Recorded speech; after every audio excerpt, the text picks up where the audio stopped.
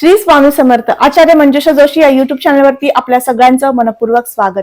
आज आपण समजून घेणार आहोत मकर राशीच्या जातकांना संपूर्ण मार्च महिना कसा असणार आहे. या मार्च महिन्यामध्ये तुम्ही कोणती कार्य हाती घ्यायची आहेत, कोणत्या महत्त्वपूर्ण गोष्टी तुमच्या जीवनात घडू शकतात, कोणत्या कार्यांमध्ये विलंब होऊ शकतो याबद्दल समजून घेणार आहोत. चला तर मग माहितीला सुरुवात करूयात. प्रथम स्थान हे तुमचा आत्मविश्वास, तुमचं व्यक्तिमत्व, तुमची रोजची दिनचर्या ठरवते. राशीपत्रिकेनुसार माहिती घेत आहोत. जन्मलग्न कुंडलीनुसार तुम्हाला विशेष माहिती समजून घेता येऊ शकते. एखाद्या कार्यामध्ये तुम्ही करण्यासाठी खूप प्रयत्नशील आहात, पण ते काम अर्धवट राहतंय, काय करू सुचत नाहीये किंवा काय करावं हे समजत नाहीये, तर तू त्यासाठी खाली मग माझा व्हॉट्सअप नंबर दिलेला आहे, त्यावरती संपर्क साधून तुम्ही तुमच्या प्रश्नांची उत्तरं घेऊ शकता. प्रथम स्थानाचे अधिपती शनिदेव, ज्यांचं गोचर तृतीयातनं होतंय. अधिक परिश्रम तुम्हाला गेल्या काही महिन्यांपासून होत आहेत. कुठलंही कार्य करायचंय त्याच्यासाठी विशेष प्रयत्न, विशेष परिश्रम होताना तुम्हाला पाहावयास मिळत आहेत. आता या महिन्यामध्ये शुक्रांच्या युतीमध्ये शनींचं गोचर आहे. अत्यंत शुभ कालावधी आहे. 4 तारखेनंतर तुम्हाला जे काही कष्ट पडत होते त्यातनं जो लाभ प्राप्त व्हावा किंवा जास्तीत जास्त संचयाकडे, आर्थिक स्थिती सुधारण्याकडे कल व्हावा यासाठी तुम्ही प्रयत्नशील होता, पण कामं होत नव्हती. या महिन्यात ती कामे मार्गी लागू शकतात. हे प्रथम कार्य तुमच्या आयुष्यामध्ये चांगलं घडून देण्याचं काम मार्च महिन्यात घडतंय. या महिन्यामध्ये चैत्र पाडव्यापासून पुढचे 9 दिवस रामनवमीपर्यंतचा जो रामनवमी उत्सव येत आहे, याचं औचित्य साधून तुम्हाला श्रीरामांचं नामस्मरण वाढवायचं आहे. त्यामुळे तुमच्या जीवनातील संघर्षमय प्रवास कमी होईल, कामाची गती वाढेल, दर्जा चांगला होईल, काम व्यवस्थित तुम्ही करू शकाल. थोडंसं आळस, नैराश्य पण तुम्हाला वारंवार येतंय, ते सुद्धा कमी होऊ शकतं. तर यासाठी मी तुम्हाला हा सांगितलेला उपाय तुम्हाला नक्कीच करायचा आहे. याबरोबरच तुमचा आत्मविश्वास, रोजची दिनचर्या ह्यामध्ये चांगले परिवर्तन झालेले तुम्हाला पाहायला मिळतील आणि त्यामुळे तुम्ही स्वतःला आत्मविश्वासाने भरलेला प्रयत्नशील व्यक्तिमत्व म्हणून उल्लेखनीय होऊ शकाल. अशा पद्धतीने प्रथम स्थानाचं फळ आपल्याला समजून घेता आलं. धनस्थानाकडे जाऊयात. धनस्थान कुटुंबाचं सौख्य दर्शवतं आणि त्याचबरोबर छोट्या गुंतवणुकी, मोठ्या गुंतवणुकी दर्शवतं. या ठिकाणी कुंभ रास आहे, याचे अधिपती शनी यांचं गोचर तृतीय भावात नाही. मी तुम्हाला जसं सांगितलं की या महिन्यामध्ये परिश्रम होणार आहे, पण चांगलं फळ मिळू शकतं. तर त्यातनं होणारा लाभ जो आहे तो तुम्ही संचयाकडे घेऊन जाऊ शकता. कुटुंबाच्या हितासाठी, त्यांच्या आवडीनिवडी जपण्यासाठी तुम्हाला खर्च करता येऊ शकतो. राशीपत्रिकेतील चतुर्थ स्थान, चौथं घर काय दर्शवतं? चौथं घर हे तुम्हाला मातृसुख प्राप्त करून देतं. त्याचबरोबर चौथं घर हा तुमचा आत्मसन्मान, महत्वाकांक्षा या सुद्धा दर्शवतं. केंद्रस्थानाचे अधिपती हे मारक स्थानातनं गोचर करतायत, त्यामुळे थोडासा सौख्याच्या बाबतीमध्ये थोडीशी ओढाताण होऊ शकते. या महिन्यामध्ये प्रत्येक गोष्ट उपलब्ध करून द्यायची आहे, प्रत्येक घरातील जबाबदाऱ्या सांभाळायच्या आहेत. यामुळे तुमची थोडीशी कामाची गती वाढवलेली आहे, त्यामुळे थोडंसं कामावरती जास्त फोकस होणं, आरोग्याकडे दुर्लक्ष होणं हे काहीतरी दिसून येत आहे. सुखाच्या दृष्टीने सुद्धा या महिन्यामध्ये तुम्हाला आईसोबत जुळून घेण्यासाठी फार प्रयत्न करावे लागतील. पंचम स्थान शिक्षण, संतती आणि प्रेमप्रणय दर्शवतं. या पंचम स्थानावरून आपण संतती सौख्य सुद्धा पाहतो. संतान सौख्यासाठी सुद्धा हा महिना विशेष आनंददायी असणार आहे. तुमच्या मुलीकडनं तुम्हाला तुमच्या जे काही कार्य तुम्ही केलेलं आहे त्यांच्यासाठी तुम्ही जे कष्ट घेताय त्या कष्टाची पोचपावती म्हणजेच तुमचा एक समर्थन किंवा आपण म्हणू तुमच्या प्रत्येक गोष्टीला अनुमोदन, हा चांगला सपोर्ट मिळू शकतो. ह्यासाठी सुद्धा संतती सौख्यासाठी हा महिना उत्तम असेल. शिक्षणाच्या दृष्टीने हा महिना उत्तम आहे, कारण शिक्षण घेणाऱ्या वर्गाला चिकाटी जिद्द निर्माण होऊ शकते. शुक्र शनी युक्त गोचर करतायत म्हणून, आणि दुसरी गोष्ट म्हणजे या ठिकाणी शुभ ग्रहांची दृष्टी येते म्हणून तुम्हाला शिक्षणासाठी संपूर्ण महिना उत्तम आहे. षष्ठ स्थानाकडे जाऊयात. आरोग्याच्या दृष्टीने महिना काय म्हणतो?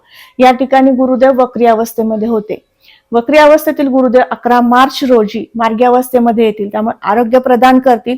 आरोग्यासाठी काहीसा खर्च होत होता तो कमी होईल. वातुळ पदार्थ जास्तीत जास्त सेवन केल्यामुळे काही थोडासा त्रास होत होता तोही कमी होऊ शकतो. पोटाचे विकार कमी होऊ शकतात.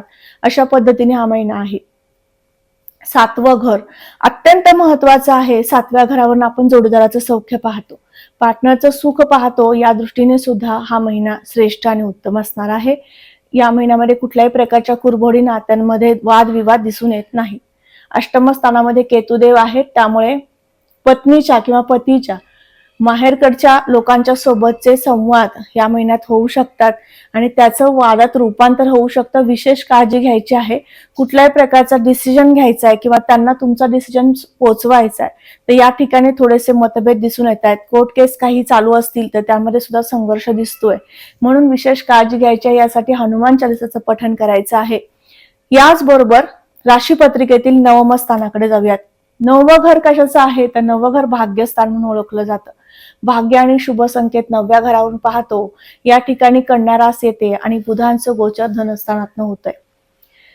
नवमेश नवमापासून षष्ठात गोचर करतायत, त्यामुळे थोडेसे तुम्हाला शुभ संकेत येताना वेळ लागतो, वाट पाहावी लागते. प्रत्येक गोष्ट मिळताना थोडासा विचार करून किंवा निर्णय घेऊन त्या गोष्टीवरती काम करावं लागतं आणि मग तिथनं तुम्हाला पैसा उत्पन्नाचा स्रोत निर्माण होत असतं.